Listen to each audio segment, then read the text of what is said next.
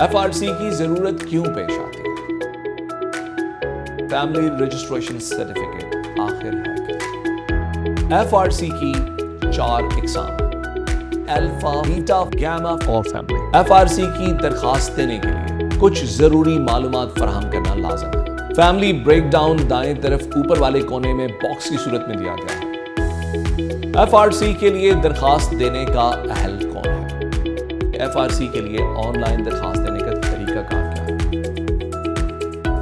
सबसे अहम बात यह है कि इससे खानदान की दुरुस्त मालूमात हासिल होती है। कोई अदालती कार्रवाई हो, खानदानी विरसे की तकसीम या दीगर लेन देन के मामला FRC की बदौलत जालसाजी की रोकथाम मुमकिन होती है।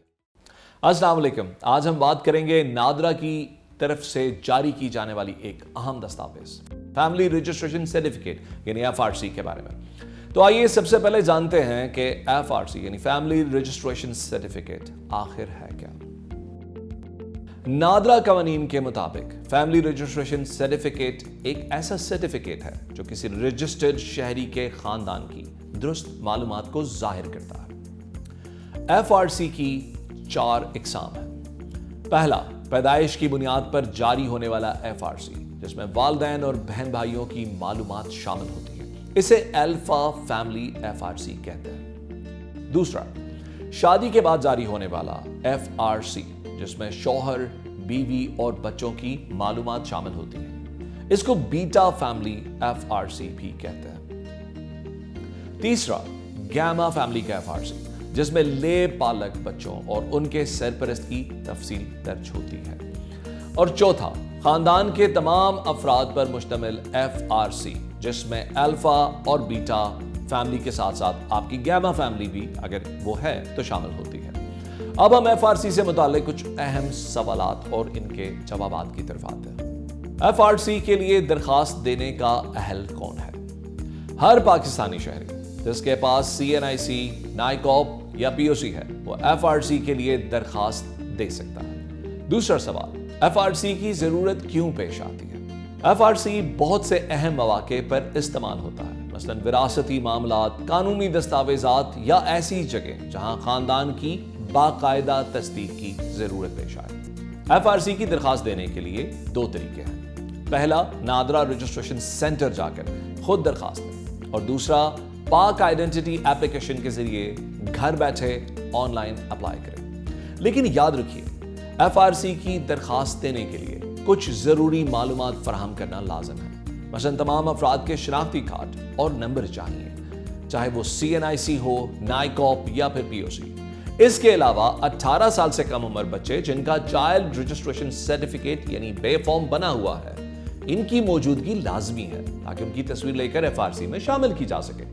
एक और बात जिसका खास तौर पर ख्याल रखना है वो ये कि अगर खानदान का कोई फर्द फौत हो चुका है तो उनका शनाख्ती कार्ड मनसूख होना चाहिए और डेथ सर्टिफिकेट लाजमन फराहम करना होगा। आप सोच रहे होंगे कि हाल ही में नादरा ने FRC के फॉर्मेट में तब्दीलियां क्यों की हैं, तो इनकी कुछ वजूहात हैं। नए लेआउट में तमाम कवायद आसान तरतीब के साथ दिए गए हैं। इसमें FRC की अक़साम वाज़ेह और नुमायां तौर पर देखी जा सकती हैं। फैमिली ब्रेकडाउन दाएं तरफ ऊपर वाले कोने में बॉक्स की सूरत में दिया गया है। खानदान में शामिल मर्दों और खवातीन के कवायद अलग अलग दिए गए हैं।